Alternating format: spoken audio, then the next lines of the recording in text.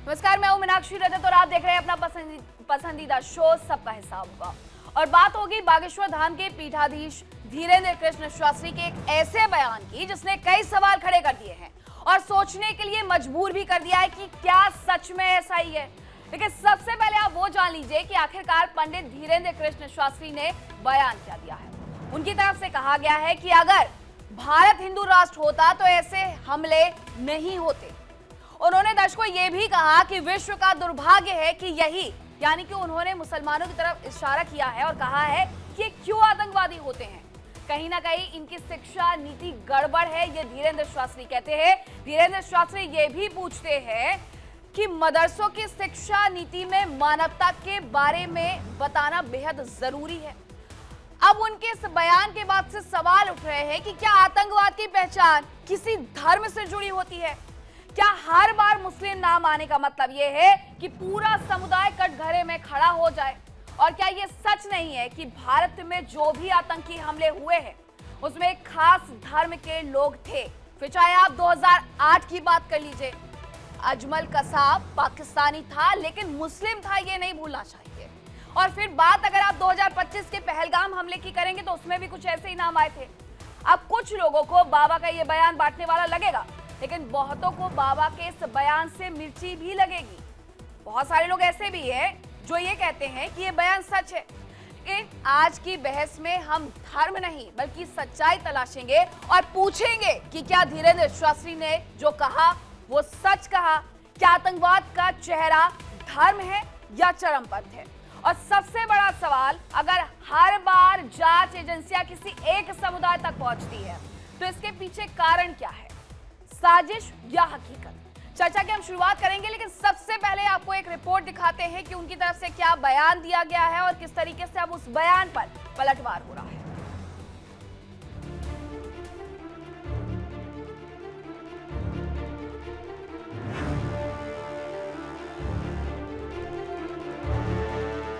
दिल्ली में हुए धमाके ने देश की राजधानी को हिलाकर रख दिया है।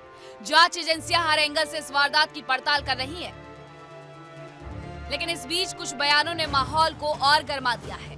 धीरेन्द्र शास्त्री ने कहा कि अगर भारत हिंदू राष्ट्र और सनातनी एकजुट होंगे तो वो लोग ऐसी एक्टिविटी यानी बम धमाकों में शामिल नहीं होंगे। हिंदुओं की एकता और परंपरा का मतलब वासुदेव कुटुंबकम और अहिंसा परमो धर्म है। अगर हिंदू एकजुट होगा तो इस तरह की हिमाकत करने की कोई सोचेगा नहीं। यदि भारत हिंदू राष्ट्र होता, सनातनी एक होता, तो पहली बात तो इस प्रकार की गतिविधियों में संलिप्त ही नहीं होते, क्योंकि विचार परिवर्तन की ही हिंदू एकता है। हिंदू एकता का मतलब है हिंदू मात्र एक ऐसी परंपरा है जो वसुधैव कुटुंबकम अहिंसा परमो धर्म पर भरोसा करती है। हिंदू एक होगा तो किसी की प्राण लेने की बात विचार भी नहीं करेगा। इसलिए सनातन हिंदू एकता जब यही इस देश का और विश्व का दुर्भाग्य है कि यही क्यों आतंकवादी होते हैं। कहीं ना कहीं इनकी शिक्षा नीति गड़बड़ है। मदरसों की शिक्षा नीति में मानवता पढ़ाने की आवश्यकता है। वहीं मुस्लिम पक्ष का कहना है कि आतंकवाद का कोई धर्म नहीं होता और देश को बांटने के बजाय आतंक के खिलाफ एक साथ खड़ा होना ही असली जवाब है। अगर भारत हिंदू राष्ट्र होता तो आज दिल्ली दहलता नहीं, और आगे आने वाले दिनों में अगर भारत हिंदू राष्ट्र घोषित नहीं होता है तो इस तरह के आतंकियों के द्वारा जो है भारत के गली गली मोहल्ला मोहल्ला भी दहलाया जाएगा। धीरेन्द्र शास्त्री का ये कहना कि अगर ये हिंदू राष्ट्र होता तो आतंकी हमला नहीं होता और मदरसों से आतंकवादी निकलते हैं, मैं समझता हूँ ये जहर फैलाया जा रहा है, एक साजिश हो रही है और ये सरकार के संरक्षण में हो रहा है।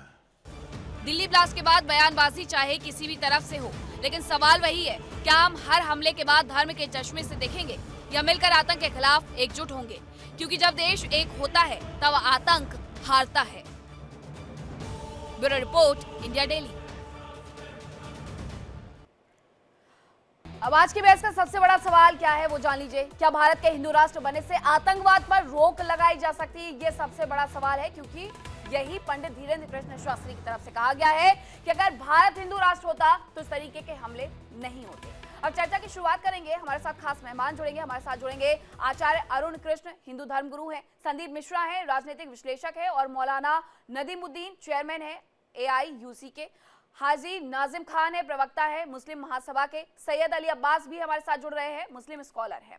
सबसे पहले सैयद अली अब्बास, मैं आपसे जानना चाहूंगी कि अगर एक समुदाय को इशारा किया गया है, एक समुदाय की तरफ इंगित करा गया है, तो इसका मतलब ये तो कतई नहीं है कि भारत हिंदू राष्ट्र बन जाएगा तो ऐसी चीजें रुक जाएंगी, ये आप जरूर समझाइएगा। लेकिन मैंने अभी एक बयान सुना जिसमें ये कहा गया कि ये जहर फैलाने वाली बात है।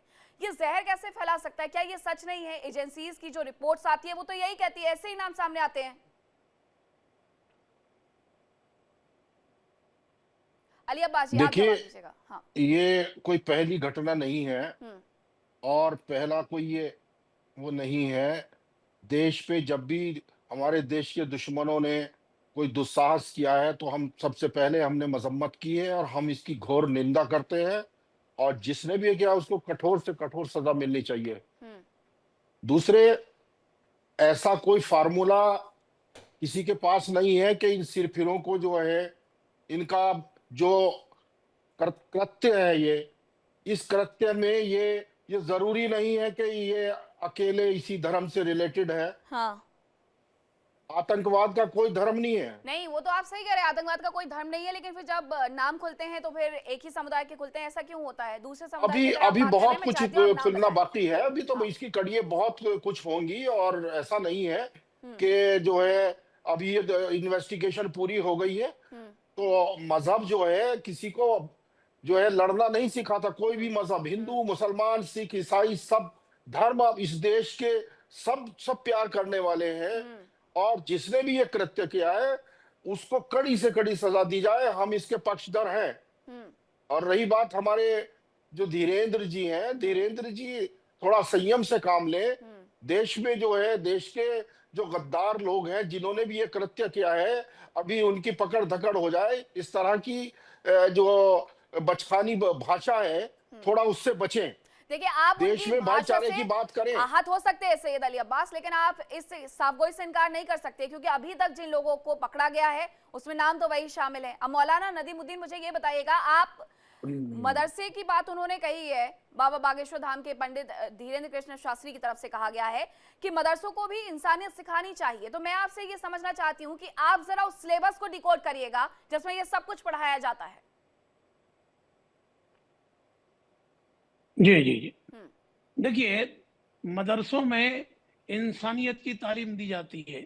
कुरान करीम के अंदर 6,666 आयतें हैं, जिनमें 365 आयतों का ताल्लुक इंसानों से, सारे लोगों से है। और कुरान करीम ये कहता है कि इंसानों का एहतराम करो, जो इंसानों का एहतराम नहीं करता वो मुसलमान नहीं है। इसी मदरसे के अंदर डॉक्टर राजेंद्र प्रसाद और डॉक्टर जाकिर हुसैन और APJ अब्दुल कलाम और बहुत सारे बड़े बड़े विद्वान पढ़े हैं। एक और जाकिर खुद खान नाम भी याद होगा आपको, फिर हाँ, जाकिर खान भी आपको नाम याद होगा। जाकिर नायक बोलिए ना, जाकिर ये देखिए बहुत, देखिए कुछ जाकिर अच्छे नायक। लोग भी हैं, कुछ सुनिए मेरी पूरी बात सुनिए, कुछ अच्छे लोग भी हैं, कुछ गलत लोग भी हैं। इन्हीं मदरसों ने अंग्रेजों के खिलाफ लड़ाई लड़ी और जिहाद का फतवा दिया था, अंग्रेजों को मार भगाया था। मैं कहता हूं कि आतंकवाद से लड़ना है तो हम सबको मिलकर के लड़ने की जरूरत है।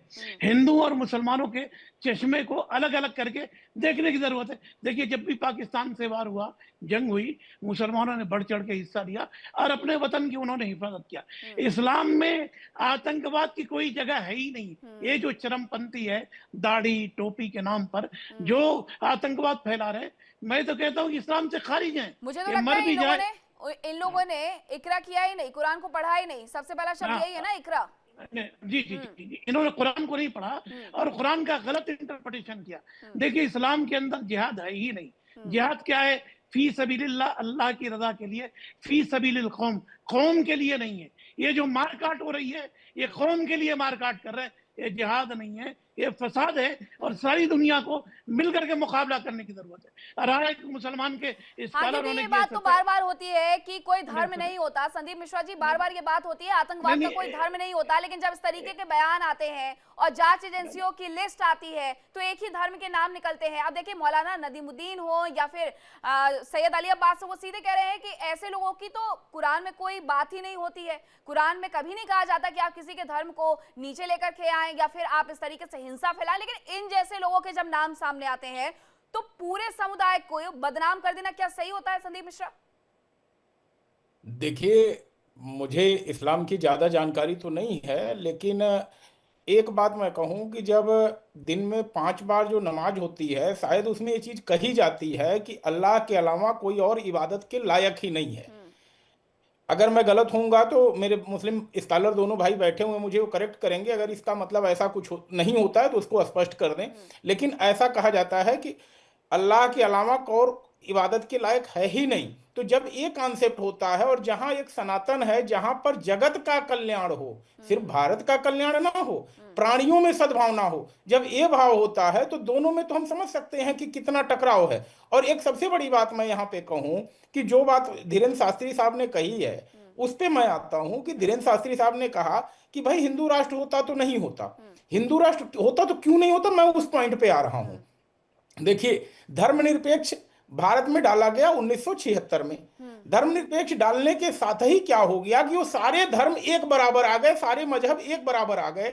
एक जो सनातन है कहता है कि प्राणियों में सद्भावना हो, जगत का कल्याण हो, और एक है जो कहता है कि हमारे अलावा कोई और पूजने के लायक ही नहीं है। तो और दिन भर में 5 बार कहता है। तो जब ऐसे दोनों विचारधाराओं को एक बराबर पर ला दिया जाएगा तो निश्चित ही ऐसी स्थिति तो आएगी। और मैं एक यहाँ पे कोट करना चाहूंगा, कनाडाई मूल के लेखक थे तारिक फतेह साहब, जो पाकिस्तान में बंटवारे के पहले के थे। वो कहते थे अल्लाह का इस्लाम और मुल्ला का इस्लाम। और यही बात सनातन में भी है। सनातन में आज कोई अगर मंदिर नहीं जाता है तो उसको कोई डिक्लेयर करने वाला नहीं है कि तुम हिंदू नहीं हो। अगर आप कर्मकांड नहीं करते हो अपने माता पिता के मरने पे तो कोई कहने वाला नहीं है। संदीप मिश्रा जी, आपकी बातों का कि एक धर्म है जो कहता है विश्व का कल्याण हो, सब बराबर है, एक धर्म है जिसमें कहते हैं कि अल्लाह की इबादत के अलावा और कुछ नहीं किया जा सकता। मौलाना नदीमुद्दीन इसका जवाब देना चाहते हैं। हाजी नाजिम खान भी हमारे साथ जुड़ गए हैं, उनका भी रुख करेंगे, लेकिन मौलाना नदीमुद्दीन 30 सेकंड में अपनी बात पूरी रखिएगा। 2 गेस्ट मेरे और बच्चे, उनके पास जाऊं, फिर मैं इस चर्चा को और आगे लेकर के जाऊंगी। हाँ, इस्लाम में कहता है कि अल खल्कु अयालुल्लाह, सारी मखलूक अल्लाह की फैमिली है। कुरान ने कहता है कि वला तसब्बुल्लज़ीना यदऊना मिन दुनिल्लाह फयसुब्बुल्लाह अदवम बिगैर इल्म, तुम किसी के भी धर्म की तौहीन मत करो, अगर करोगे तो वो तुम्हारे धर्म की तौहीन करेंगे। फिर कुरान ने कहता है कि लकुम दीनुकुम वलिय दीन, तुम्हारे लिए तुम्हारा दीन, हमारे लिए हमारा दीन। फिर कुरान ने कहता है कि वलक़द कररमना बनी आदम, हम इंसानों का एहतराम करते हैं चाहे वो किसी धर्म के हो। रहा सवाल, देखिए, आपके लिए आपका धर्म श्रेष्ठ हो सकता है, मेरे लिए मेरा धर्म श्रेष्ठ हो सकता है, मगर इस्लाम में कहता है कि सारे धर्मों का आदर करो। इसलिए मदीना के अंदर जो पहले कानून बना, देखिए, इस्लाम के बारे में जो लोग नहीं जानते वही टीका टिप्पणी करते हैं, जिसका नाम मीसाक़े मदीना है। अल्लाह के नबी सल्लल्लाहु अलैहि वसल्लम ने यहूदियों को जमा किया, जितने धर्म के लोगों को जमा करके एक कानून बनाया और एक कहा कि अपने की वतन की हिफाजत सब मिल करके करेंगे। इसी को आज हम सेकुलरिज्म की बात करते हैं। तो मैं कहता हूँ इस्लाम ने सबको गले लगाने की बात की है। अभी जो लुच्चे लफंगे हैं, जो उठपटांग मौलाना हरकतें कर रहे नदीमुद्दीन जी, हैं, नहीं, इन शब्दों का इस्तेमाल मत करिएगा। देखिए, नहीं, ऐसा नहीं है। उनके आपने जो अभी यात्रा चल रही है उसमें देखा होगा, बाकायदा एक व्यक्ति जाता है, वो टोपी देता है, उसको वो स्वीकार भी करते हैं, और वो ये भी कहते हैं कि अगर कोई हिंदू मुस्लिम को गाली देता है तो वो सनातनी हो ही नहीं सकता। आप ये बयान क्यों भूल जाते हैं? आप ये बयान क्यों भूल जाते हैं? आतंकवादियों की बात कर रहा हूं मैं। आप ये बयान नदीमुद्दीन जी मत भूलिए। वो कह रहे हैं कि अगर कोई भी हिंदू मुसलमान को गाली देता तो वो सनातनी नहीं हो सकता। ये बड़े बयान आप भूल जाते हैं। एक टोपी जो दी जाती है उसे वो स्वीकार करते हैं, उस व्यक्ति से गले मिलते हैं, उसे अपने साथ लेकर के जाते हैं। उनका खुद का दोस्त मुस्लिम है, उन्होंने सब पे नहीं सवाल उठाए। वो ये कह रहे हैं कि हर बार इन्हीं के नाम क्यों सामने आते हैं। अब इसमें मुझे नहीं लगता कि कुछ बुरा लगने वाली बात है, क्योंकि ऐसे लोगों को तो समुदाय से बाहर आप ही को कर देना चाहिए। आचार्य अरुण कृष्ण जी, मुझे बताइए कि क्या ये बांटने वाला बयान दिया गया धीरेन्द्र कृष्ण शास्त्री की तरफ से?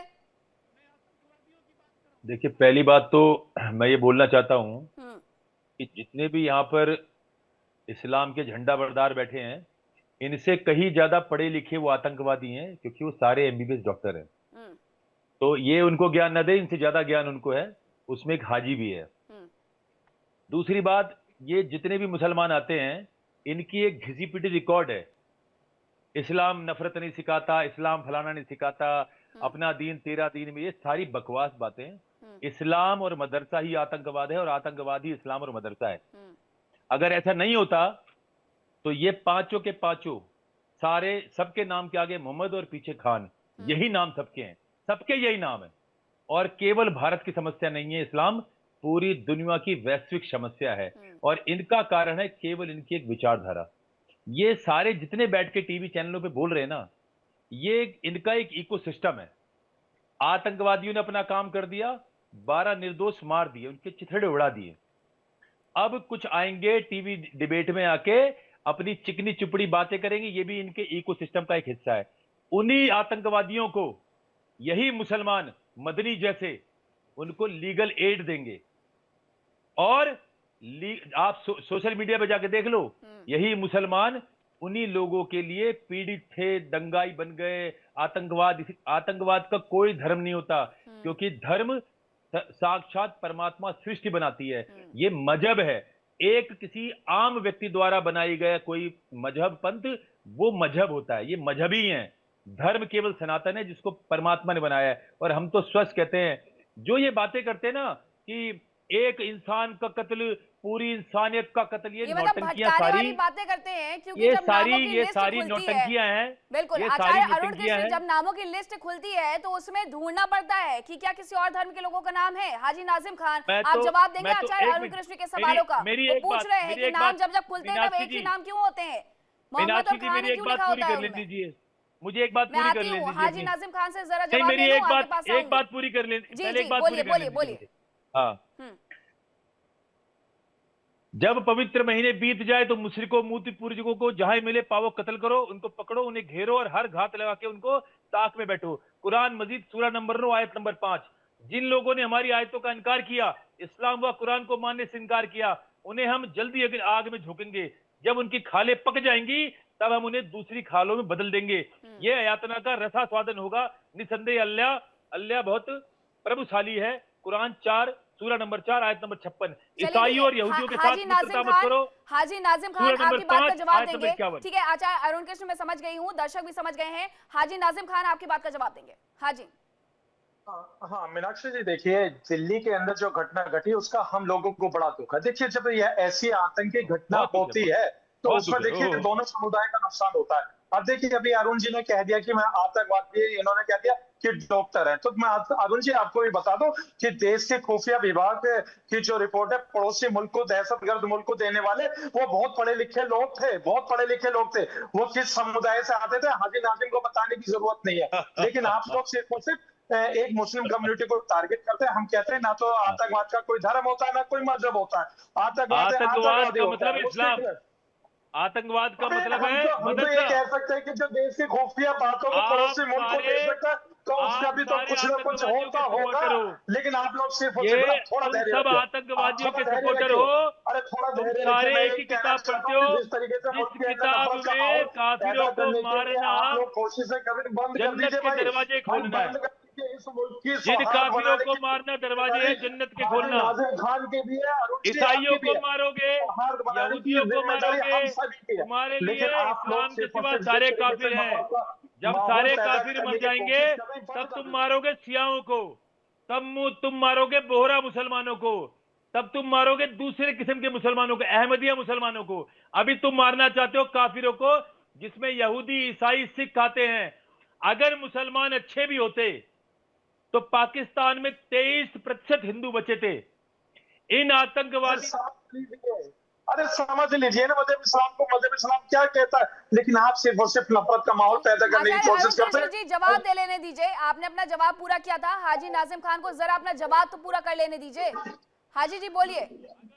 हाँ मीनाक्षी जी, देखिए मैंने जो दिल्ली के अंदर घटना घटी उस पर अपना दुख प्रकट करा, क्योंकि देखिए आतंकवादी तो इस तरीके की घटना कर जाता, लेकिन उसमें जो है कि ना जाने किस किस के घर के जो चिराग है, इकलौता चिराग हो या कितना, वो सारे चिराग बुझ जाते हैं। तो भाई हम सभी को इस पर फिक्र करने की जरूरत है। अरुण जी, हमें सबको एकजुट होकर जो ये आतंकवादी है जो मुल्क का माहौल खराब करने की कोशिश कर रहे, जो हमारे हिंदू भाई, मुस्लिम भाई जो इनके निहत्ते लोगों की हत्या करते हैं, तो भाई इसका जवाब आप हम सबको मिलकर एकजुट होकर देना पड़ेगा। से दोस्ती कर लूंगा, मित्रता, मैं एक सांप से मित्रता कर लूंगा, मुसलमान से मित्रता नहीं करूंगा। मुसलमान का मतलब है मूर्ति पूजकों को मारना, मेरी बहन को मारना, मेरे पिता को मारना, मेरे परिवार को मारना, एंकर को मारना, ईसाई को मारना, यहूदी को मारना, सिख को मारना, दुनिया के हर धर्म को मारना ही इस्लाम है। इस्लाम कुछ और नहीं है, इस्लाम ही नफरत का दूसरा नाम है। जहां पर इस्लाम है वहां पर किसी को दूसरे का जीना हराम है, क्योंकि मदरसे में 4-4 साल के बच्चों को आप केवल यही सिखाते हो, मारो मारो मारो आचार्य मारो, अरुण काफिरों कृष्ण, को मारो। आपने अपनी बात काफी रख ली। हाजी नाजिम जी, मेरा एक सवाल है और उन्हीं की बात पर मैं आपसे जवाब चाहती हूँ। उन्होंने कुछ आयतों का जिक्र किया है, क्या उन आयतों में ऐसा लिखा हुआ है? आप बस इतना बता दीजिए, बात खत्म। हाँ देखिए, अरुण जी ने तो पूरे कुरान शरीफ की भी आयत कोट करी थी, लेकिन जब मैंने इनसे कुरान शरीफ की आयत कोट करके जो वो चीज मांगी थी, ये इधर उधर देखने लगे थे। अभी 2 दिन पहले आपके डिबेट में मैंने पूछा था, इन्होंने काफिर का भी जिक्र करा था। इन्होंने कहा कि काफिर, तो मैंने इन्हें बताया था कि भाई सऊदी अरब के अंदर कोई, सुन लीजिए अरुण जी सुन लीजिए, मैंने कहा था कि सऊदी अरब के अंदर कोई भी हिंदू भाई नहीं था। सुन लीजिए, मैंने कहा कि सऊदी अरब के अंदर कोई हिंदू भाई नहीं था। वहां जब कुरान शरीफ नाजिल हुआ था, ना तो कोई हिंदू था और ना भारत का कोई भी वहां पर इस तरीके का नागरिक था। तो फिर ये काफिर सब भारत के हिंदू भाइयों पर क्यों लाजम करते हैं कि हाँ हिंदू भाइयों का नहीं निकाल सकते। सऊदी अरब में कोई चुनाव नहीं होता, सऊदी अरब में कोई नेता नहीं है हिंदू, सऊदी अरब में कोई धार्मिक अधिकार नहीं है, सऊदी अरब में कोई दुर्गा पूजा नहीं निकाल सकते। सऊदी अरब में एक राजा बना रखा है, बादशाह की बात मानोगे तो सही है, अन्यथा काट दिए जाओगे। अभी सऊदी अरबियों ने एक सिया को गला काटा है, उसको फांसी पे लांगा है। तो सऊदी अरब कुछ नहीं है। हाजी, नहीं, आप दोनों जरा थम जाइए। मेरे कुछ और भी मेहमान हैं। मौलाना नदीमुद्दीन, जो ये तमाम बातों का जिक्र अभी किया गया है आचार्य अरुण कृष्ण के द्वारा, आप इस बात से सहमत हैं? देखिए, हम कुरान करीम की जो आयतें कर रहे हैं उनका इंटरप्रिटेशन गलत कर रहे हैं। उनके दरमियान में एक, अरे सुनिए, पहले हंसिए मत, मैं भी हंस सकता हूँ। बोलिए आप बोलिए। आप नहीं, पहले आप पूरी जानकारी दीजिए सर, आप बड़े आदमी हैं, हाथ जोड़ के कहता हूँ कि मेरी बात सुनिए। देखिए, एक मुआहिदा था, मुआहिदा तोड़ा किन लोगों ने? जिन लोगों ने मुसलमान पे अटैक किया उनके बारे में है। जब जंग होती है तो जंग में एक दूसरे की तरफ से लोग हमला करते हैं, तो जंग के हालात की बात है। रहा सवाल हिंदुओं के बारे में, काफिर के बारे में, तो इस्लाम किसी को भी काफिर नहीं कहता है। इस्लाम काफिर का मतलब इनकार करने वाला सच्चाई का।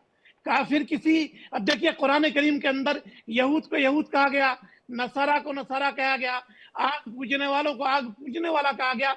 इस्लाम ने किसी को काफिर कहा ही नहीं। ये जबरदस्ती अपने आप लेकर के काफिर का अपने आप पे इस्तेमाल करके ये मुसलमानों को टारगेट करते हैं। अब रहा सवाल, एक और बात मैं बता रहा हूँ, आतंकवाद की बात, दहशतगर्दी की बात मैं कह रहा हूँ कि जो दाढ़ी और टोपी की शक्ल में, वालों, अपने आसपास रहने वाले काफिरों के साथ युद्ध करो।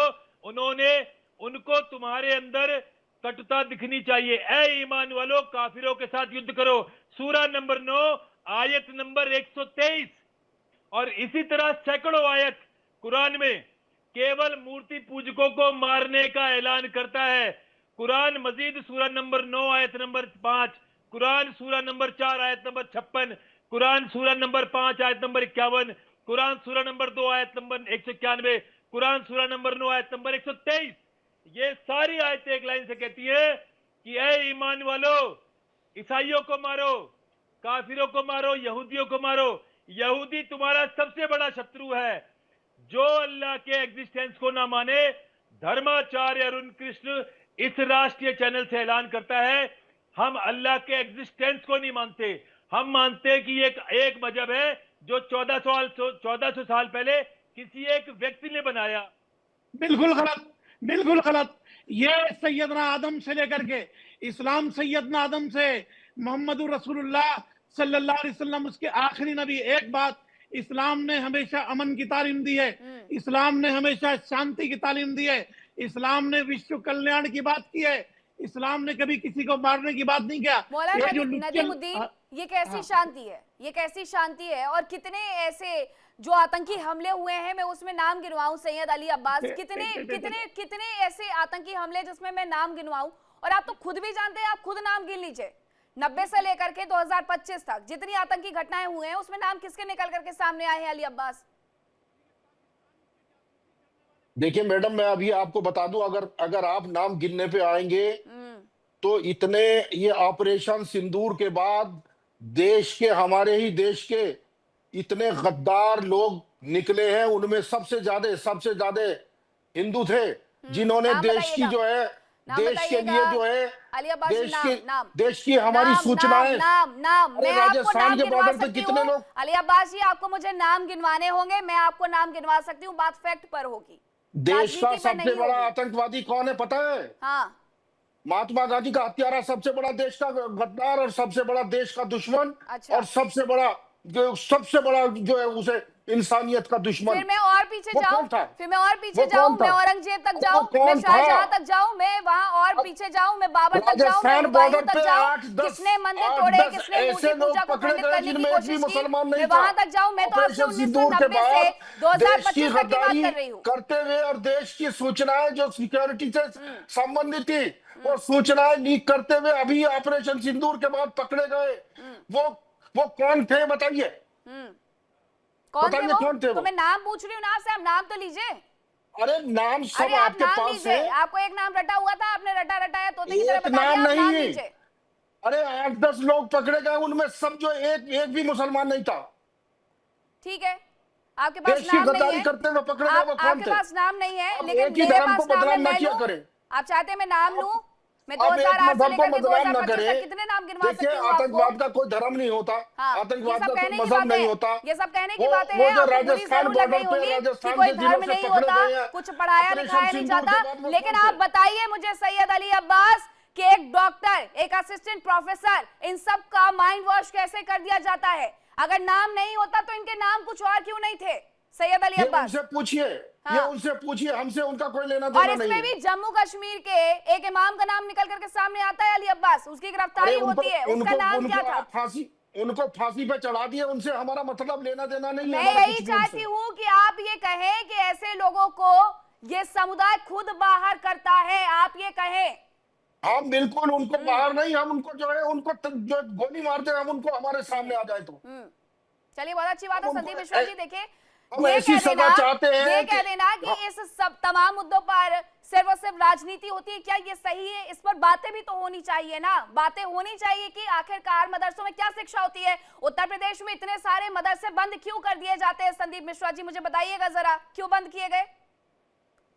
देखिए, मदरसे बने हैं धार्मिक शिक्षा के लिए, लेकिन धार्मिक शिक्षा के साथ अगर उसमें कुछ ऐसी शिक्षा दी जाती है जो मुल्क की जड़ों को कमजोर करती है, तो ऐसी शिक्षा तो वहां देने की कोई भी देश का कानून इजाजत नहीं देता है। तो जब ऐसा देखा गया कि इनकी गतिविधियां नेपाल बॉर्डर से ऐसे लोगों के साथ हैं जो राष्ट्र विरोधी गतिविधियों में शामिल हैं, आपने देखा है कि पूरे नेपाल बॉर्डर से सटे हुए जितने भी मदरसे थे उनको ध्वस्त किया गया या उनका लाइसेंस रद्द किया गया। लेकिन बात मैं जो कह रहा था कि सीधी सी बात है कि अल्लाह का इस्लाम चलेगा कि मुल्ला का इस्लाम चलेगा? अल्लाह के इस्लाम में है कि भाई आप इंसान को इंसान समझो, अपना काम करो, अपने मतलब से मतलब रखो। लेकिन जो मुल्ला है, लेकिन जो संदेश मौलवी है, दिया गया वो संदेश लोगों तक सही तरीके से पहुंचाया ही नहीं गया संदीप मिश्रा जी। जो मदरसे में शिक्षा दी जाती है वह शिक्षा कहीं न कहीं क्लोज दरवाजे के पीछे होती है। हम सभी जानते हैं कि हमारे वैदिक विधान में क्या है, हमारे शास्त्रों में क्या है, लेकिन मदरसे में क्या पढ़ाया जाता है आप 4 हिंदुओं से पूछिए तो किसी को नहीं पता होगा। लेकिन हमारे मंदिरों में क्या सिखाया जाता है, हमारे गुरुकुल में क्या सिखाया जाता है, हमारे सारे मुस्लिम भाई बता देंगे। तो यह बात अंतर है कि एक जो बंद दरवाजे के पीछे शिक्षा हो रही है और एक जो खुले पेड़ के नीचे हो रही है वह शिक्षा, तो दोनों में अंतर तो साफ रहेगा। बिल्कुल। आचार्य अरुण कृष्ण जी, सर्वधर्म आचार्य अरुण कृष्ण जी, मेरा सवाल आपसे है, जो कहते हैं सर्वधर्म समुदाय के बारे में, तो ये सिर्फ एक ही संदेश सनातन की तरफ से ही क्यों आता है, बाकी तरफ से क्यों नहीं आता है? सर्वधर्म सद्भाव वाली बात बाकी के धर्म में क्यों नहीं होती है? पहली बात तो मैं मेरे प्रिय मित्र संदीप मिश्रा जी को करेक्ट करना चाहूंगा कि पहली बात तो मदरसों में धार्मिक शिक्षा नहीं होती, मजहबी शिक्षा होती है। धर्म एक बहुत ही पवित्र शब्द है, मजहबी शिक्षा, मजहबी इल्म होता है। दूसरी बात, इन्होंने कहा कि अल्लाह और मुल्ला का इस्लाम अलग अलग है। संदीप जी, अल्लाह बलात्कार को माफ कर सकता है लेकिन शिर्क को माफ नहीं करता। आपकी गलतफहमी है। अल्लाह मूर्ति पूजक से नफरत करता है, बलात्कारी को माफ कर देगा अल्लाह, हत्यारे को माफ कर देगा अल्लाह। अल्लाह सबको माफ कर सकता है, लेकिन अल्लाह की नजर में मूर्ति पूजक को, हैप्पी दिवाली, हैप्पी होली बोलने वाले को कोई माफी नहीं है। संदीप जी, अभी भी हम लोग चेत जाएं, मीठी मीठी बातें ना करें। अगर इन इस्लामियों को एक्सपोज करना बंद करेंगे तो ये हमारे लिए सांप हम सबको डस लेंगे। ये सारे जितने टीवी चैनल पे आके बोल रहे हैं, ये सारे मिली भगत हैं इन लोगों की। और 6 लोग मैं बताता हूं, जो 6 लोग पकड़े गए हैं उनके नाम बताता हूं आपको। उनके नाम हैं, ये देखिए, सबके नाम के अंदर आपको एक नाम कॉमन मिलेगा, हम पूरा नाम और चला वो भी नाम रहे है, हैं। हाँ आप चला भी रहोगे, इसमें एक नाम मोहम्मद साजिद, मोहम्मद अहमद, मोहम्मद डार, इस तरह के 6 नाम है ये। और ये सारे के सारे, मैं तो ये समझ नहीं आता, यदि ये मोहम्मद से इतना प्यार करते हैं तो ये सड़कों पे निकलते क्यों नहीं है? सैयद अली कि अब्बास तुम से मेरे यही तो मोहम्मद पूछ का रही नाम, थी। सैयद तुम अली मेरे अब्बास से मोहम्मद यही का तो नाम पूछ रही थी आचार्य नहीं। अरुण। अगर आप इतने बड़े मोहम्मद के प्रेमी हो तो आपको सड़क पे निकलना चाहिए कि तुम मेरे मोहम्मद का नाम सभी आतंकवादी के साथ जुड़ता है, और इनको ये मांग करनी चाहिए बिल्कुल। कि जो आतंकवाद करते पकड़ा जाए उसको सड़क पे खड़ा करके गोली मारे, ये खुद मारे। आज तक मैं एक बात और आपको बोलना चाहता हूं, जो एक आम मानव के लिए आतंकवाद है वो इस्लाम के लिए जिहाद है। जो हमारे लिए देश से गद्दारी है वो इनके लिए काफिरों से होशियारी है। जो हमारे लिए भाईचारा है वो इनके लिए चारा है। जो हमारे लिए माता बहनें हैं वो इनके लिए माले गनीमत हैं। हमें समझने की आवश्यकता है। यदि आज भी हम मीठी मीठी बातें, अल्लाह का इस्लाम, मुल्ला का इस्लाम, अरे मुल्ला वही तो पढ़ा रहे जो कुरान में लिखा है। मुल्ला ये सिखा रहा है कि 4 साल के बच्चे को कैसे एक बकरा लाओ, अपने घर में 20 दिन पालो, जब बकरे से मित्रता हो जाए तो 6 साल के बच्चे को कह रहे, अब बेटा देख तूने 15 दिन पाला बकरा, अब इसको अपने हाथों से काट। बच्चे ने बच्चा जो सबका बच्चा एक जैसा होता है, जब 6 साल के बच्चे को आप चाकू दोगे और बोलोगे जिस बकरे को 20 दिन से पाला है अब तू ही इसे अपने हाथ से काट, तो बच्चा सोचेगा कि इसका मतलब जिससे हम मित्रता करते हैं हम उसको बाद में काट सकते हैं। और क्या बोल के काटते हैं?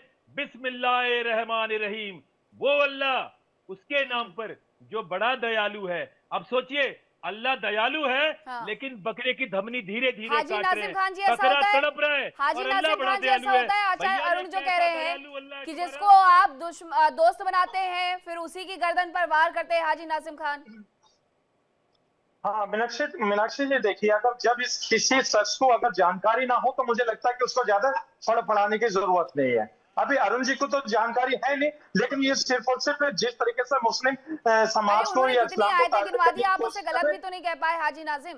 हाँ, अरे सुन तो लीजिए मीनाक्षी जी, बात सुन लीजिए।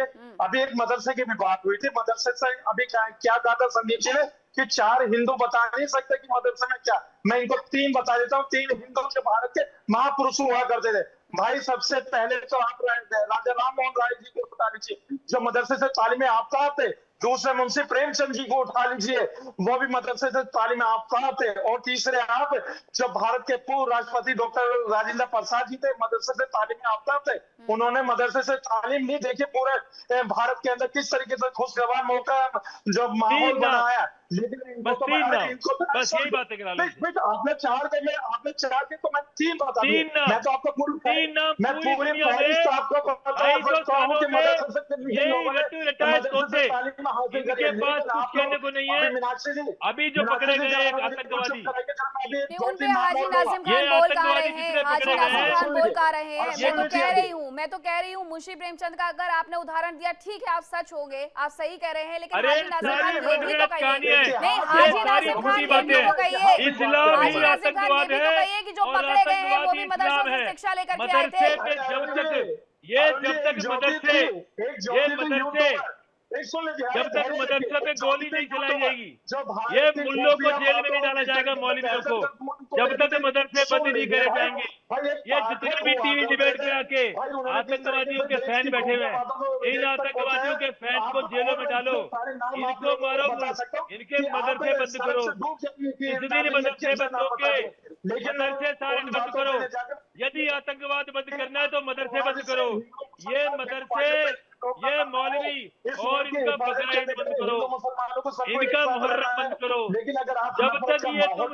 जब तक तुम मदरसे बंद नहीं करोगे तब तक आतंकवाद बंद नहीं होगा। इनकी किताब स्पष्ट शब्दों में पूरी दुनिया को काफिर, मुस्लिम और नॉन मुस्लिम पार्टी है, काफिर जहन्नुमी है, काफिर को मारना है, ईमान लाना है। हाजी नाजिम खान ये कैसी दुनिया बनाई जा रही है? ये कैसी दुनिया हाजी नाजिम खान बनाई जा रही है। डॉक्टर उमर गिरफ्तार होता है, डॉक्टर लगा उस व्यक्ति के नाम के आगे। एक महिला जो कि महिला विंग तैयार कर रही थी आतंकियों के लिए। और एक मैं आपको उदाहरण देती हूं, मैं पाकिस्तान की बात इसलिए कर रही हूं क्योंकि आप मान नहीं रहे हैं कि ऐसा है। मैं आपसे नहीं चाहूंगी कि आप पाकिस्तान और भारत की तुलना करें, लेकिन हाँ, हाजी नाजिम खान, मैं ये जरूर समझना चाहूंगी कि एक पूरी की पूरी महिला विंग तैयार की जा रही है। उन महिलाओं को सामने आने के लिए कहा जा रहा है ऑनलाइन क्लासेस के जरिए कि जो जिहाद करना चाहती है, जो आतंकवादी बनना चाहती है। हमारे यहाँ ऐसा क्यों नहीं होता? हम ऐसी कोई क्लास क्यों नहीं देते अपने यहाँ पर? हिंदुओं में क्यों नहीं होता ये? हाँ मीनाक्षी जी, देखिए मैं बताता हूँ कि देश के अंदर सिर्फ एकता की बात होनी चाहिए, गंगा जमीन तहजीब की बात होनी चाहिए। अगर जो नफरत की बातें करने की बात करते, जो हिंदू राष्ट्र की बात करते, तो हमारा पड़ोसी मुल्क नेपाल है, वहां चले जाए। और जो इस्लामिक राष्ट्र की बात करता है, पड़ोसी मुल्क पाकिस्तान, वहां चले जाए। अपना देश छोड़ करके क्यों चले जाए? जब यही लोग फिर ये कहते हैं कि इस्लाम राष्ट्र की बात करनी है, तो 57 मुस्लिम राष्ट्र है, वहां पर आप लोग चले जाइए, फिर आपको बुरा लगेगा। हाजी नाजिम खान सुनिए, मेरी बात सुनिए, कि कोई भी अपना देश छोड़ करके नेपाल क्यों चला जाए? जब आपसे अगर यही कहा जाएगा कि 57 मुस्लिम राष्ट्र हैं, आप किसी भी राष्ट्र में जाकर के बस जाइए, तो आपको बुरा लगेगा कि नहीं, मैं भारत का वासी हूं, तो ये सभी भारत के वासी हैं। अगर बात हिंदू राष्ट्र की होती तो उसमें गलत क्या है? मुस्लिम राष्ट्र भी तो है ना 57, बुरा तब क्यों नहीं लगता है? वो क्यों है फिर? हाँ मीनाक्षी जी, देखिए आप बार बार हिंदू राष्ट्र की बात कर रहे हैं। हाजी नाजिम खान बड़ी जिम्मेदारी के साथ आपके चैनल पर कह रहा है कि अखंड भारत होना चाहिए।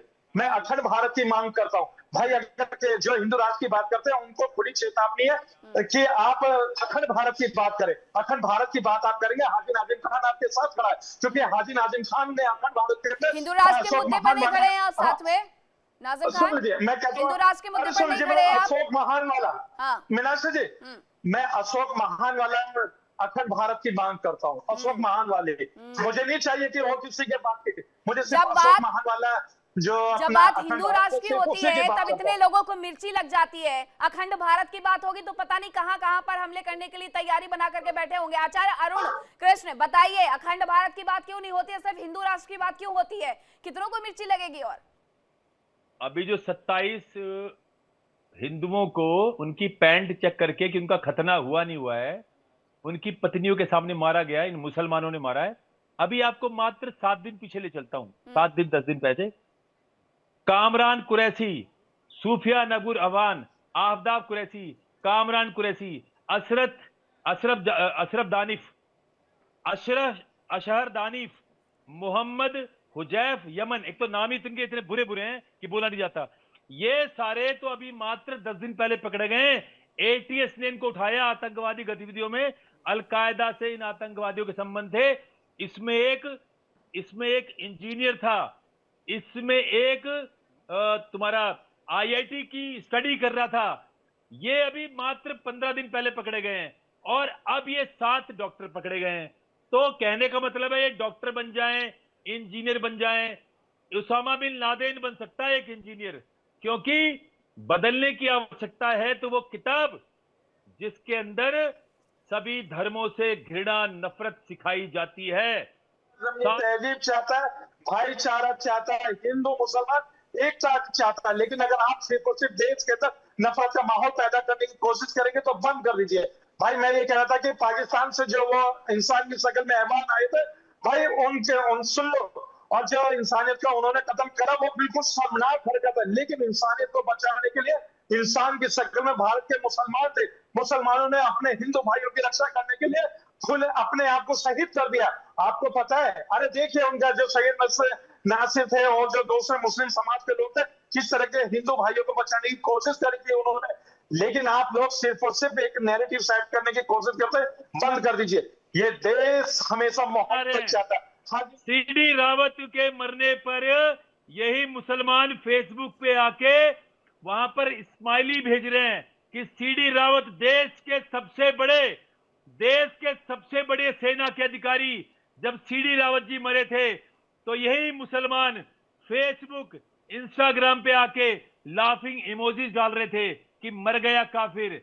जब देश पे आतंकवादी हमला हुआ तो यही मुसलमान लाफिंग इमोजीज डाल रहे थे फेसबुक इंस्टा पर। ये तो पहलगाम हमले के वक्त भी हुआ था, जो आप सीरियस की बात कर रहे हैं। पहलगाम हमले के बाद भी यही हुआ था। आचार्य अरुण कृष्ण, सैयद अली अब्बास, आप एक नाम नहीं गिना पाए। सैयद अली अब्बास का मैं रुक कर रही हूँ। आचार्य अरुण कृष्ण, अली अब्बास चले गए हैं, शायद हमारे साथ वो नहीं जुड़े हुए हैं, लेकिन मौलाना नदीमुद्दीन, मैंने कुछ नामों की बात कही थी 1990 से लेकर के, अगर आप 2025 तक नजर डालेंगे तो सिर्फ एक ही समुदाय के लोग नजर आते हैं। एक नाम आप लोग नहीं गिना पाए। आचार्य अरुण कृष्ण के पास इतने नाम कैसे हैं, आपके पास क्यों नहीं है एक भी नाम? अगर आप दूसरे धर्म की बात करते हैं कि वहां पर भी यही सब होता है, तो क्यों नहीं है नाम आपके पास? देखिए, मैं कहता हूं, आपसे पूछता हूं कि नक्सलाइट कौन है, बोडो कौन है, खालिस्तानी कौन है? देखिए, गुजरात एटीएस ने पाकिस्तानी जासूस सहदेव सिंह को पकड़ा, पाकिस्तानी आईएस के जासूस, हाँ, रविंदर कुमार, सुनील कुमार, कुमार विकास, ऐसे बहुत सारे लोग हैं जिनको मैं पढ़ के बता सकता हूँ।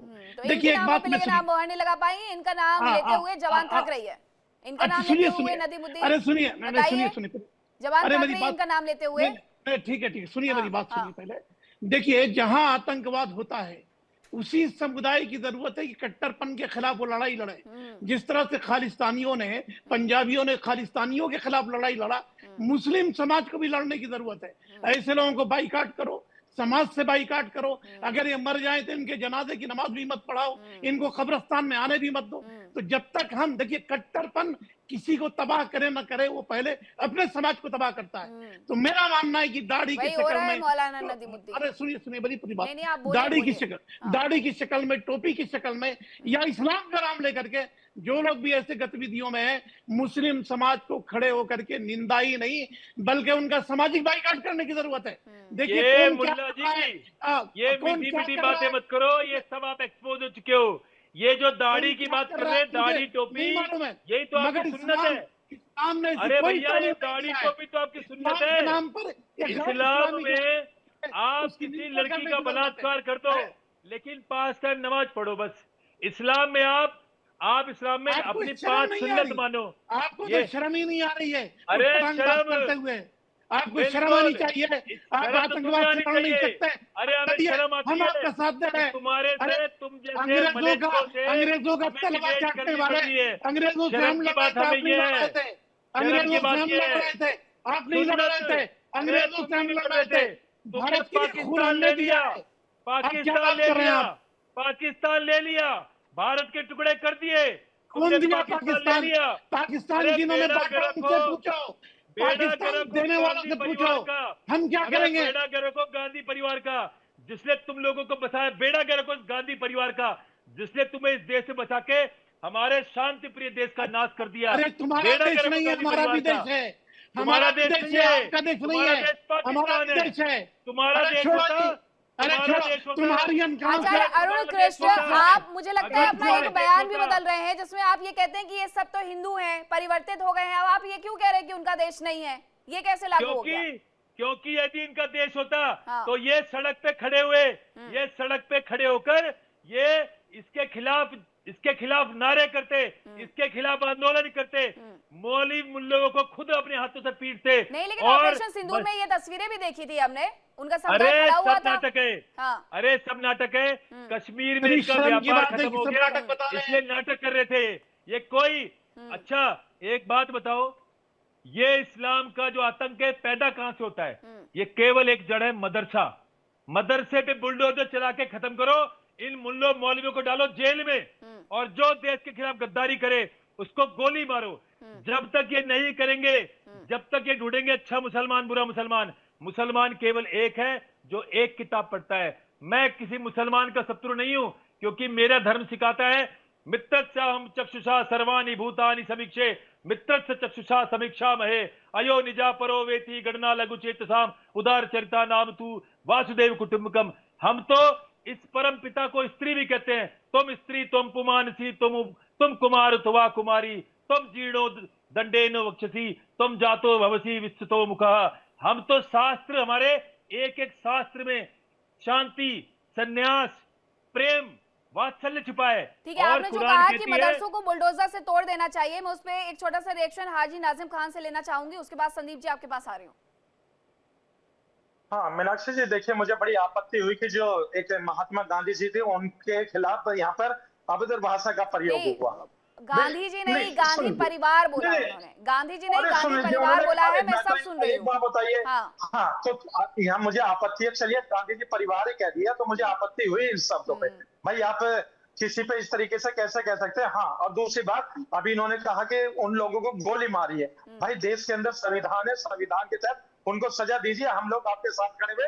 और जो मुसलमान अगर इस तरीके की हरकत करता है, उसके लिए देश का कानून है और हमारे लिए देश का कानून और संविधान सर्वोपरि है। लेकिन अगर यहाँ पर ये क्या है, अगर सुनने क्या अगर कोई मुसलमान अगर इस तरीके की बात कर देता है तो अभी उसके घर में बुलडोजर अपने लीगल राइट यूज करके इन आतंकवादियों का केस लड़ रहे होंगे। यही मुसलमान कन्हैया लाल के हत्यारों का केस लड़ रहे हैं। यही मुसलमान केस लड़ना ही क्यों है? ऐसे मुसलमान सुनो, ये ढोंगी यही केस लड़ेंगे आतंकवादियों का। अरे यही केस लड़ेंगे आतंकवादियों का। कन्हैया लाल के हत्यारों का केस यही मुसलमान लड़ रहे हैं। अहमदाबाद के 38 आतंकवादियों का केस यही मुसलमान लड़ रहे हैं। जितने भी भारत में दंगाई आतंकवादी पकड़े जाते हैं, इनका केस यही नाजिम खान लड़ता है। यही नाजिम खान का चेहरा देख लो। ये सारे टीवी चैनल पे आकर आचार्य अरुण कृष्ण, हाजी नाजिम खान, आप दोनों ही शांत हो जाइए। संदीप मिश्रा जी, कुछ लोग ये आरोप भी लगाते हैं कि पंडित धीरेन्द्र कृष्ण शास्त्री एक पार्टी के एजेंडे को आगे बढ़ा रहे हैं हिंदू राष्ट्र की बात करके, ऐसा है क्या? नहीं, आप एक बात बताइए, पार्टी कब आई है? पार्टी 1980 में आई है और एजेंडा तो बहुत पहले से चल रहा है भारत हिंदू राष्ट्र का। और हम हिंदू राष्ट्र हैं क्यों? क्योंकि जब हमने संविधान बनाया तो हमारी संविधान की किताब में बौद्ध धर्म के लक्षण दिख जाएंगे, सिख धर्म के चित्र दिख जाएंगे, सनातन धर्म के लक्षण दिख जाएंगे, लेकिन बाकी जिस मजहब पे बहस हो रही है उसका चित्र कहीं नहीं दिखाई देता। एक भी आयत हमारे संविधान में नहीं है। तो हमने माना था कि हमारा जो भारत है वह सनातन है और सनातन के सारे लक्षण जो है हमारे हैं। क्योंकि आप दूरदर्शन का देखिए तो सत्यम शिवम सुंदरम था, LIC का था योग 6 में, वहां में हम तो अगर इस तरह से संस्कृत हमारी संस्कृति का हिस्सा था, हमारे सरकारी कामकाज का हिस्सा था, तो हमें इस बात को समझना चाहिए कि भारत हिंदू राष्ट्र डी फैक्टो था जिस समय भारत और पाकिस्तान का धर्म के मजहब के आधार पर बंटवारा हुआ। लेकिन जो फ्रॉड किया गया वह यह मैसेज देने की कोशिश की गई कि जो देश का बंटवारा किया गया, जिस मजहब के आधार पर बंटवारा हुआ, वो मजहब उस धर्म के बराबर है जो पूरे दुनिया को बराबर लेके चलता है, पूरे जगत के कल्याण की बात को लेकर के चलता है। उनका कहना है कि अगर आपको हिंदू राष्ट्र चाहिए तो आप नेपाल चले जाइए, वो तो ये कह रहे हैं। आप कैसे कह दे रहे हैं फिर भारत हिंदू राष्ट्र? आप यह आजादी भारत में ले रहे हैं कि 18% होके 82% को कह रहे हैं कि आप नेपाल चले जाइए। इससे ज्यादा आजादी आपको क्या चाहिए? और उसके बाद आप कह रहे हैं हमको सताया जा रहा है, हम पीड़ित हैं, हमारे साथ ज्यादती हो रही है, इसलिए हम आतंकवादी बन रहे हैं। अरे भैया, इससे बड़ी आजादी क्या चाहिए आपको? यह आजादी क्या कोई सऊदीया में ले सकता है? कोई UAE में ले सकता है? किसी खाड़ी देश में कोई बोल सकता है कि वहां का शेख जो है वो देश छोड़ करके कहीं और चला जाए? नदीमुद्दीन जी बताइए, बोल सकते हैं किसी खाड़ी देश में जाकर के? मैंने भी यही सवाल किया था कि 57 देश जब इस्लाम को स्वीकारते हैं, इस्लामिक राष्ट्र कहलाते हैं, तो भारत हिंदू राष्ट्र क्यों नहीं? नदीमुद्दीन देखिए, सुनिए, हिंदू राष्ट्र नहीं, हिंद में रहने वालों का राष्ट्र है। अभी अमित शाह जी ने क्या कहा कि हिंदू राष्ट्र नहीं हो सकता। हम संविधान को मानते हैं, संविधान को सलाम करते हैं। हमारे गृह मंत्री कहते हैं कि हिंदू राष्ट्र नहीं हो सकता। धीरेन्द्र शास्त्री कहते हैं हिंदू राष्ट्र है। प्रधानमंत्री हिंदू, राष्ट्रपति Hindu, chief justice of India Hindu, 22 chief minister Hindu, सब हिंदू। तो हिंदू राष्ट्र का क्या मतलब है? 140 करोड़ लोगों का यह देश है। किसी अकेले, किसी धर्म, किसी पंथ का देश नहीं है, सबका देश है। इसी देश में ये भी कहते हैं कि हिंदू राष्ट्र बन जाएगा तो इस तरीके की घटनाएं नहीं होंगी। हिंदू राष्ट्र बनने के पीछे वो ये तर्क भी तो देते हैं।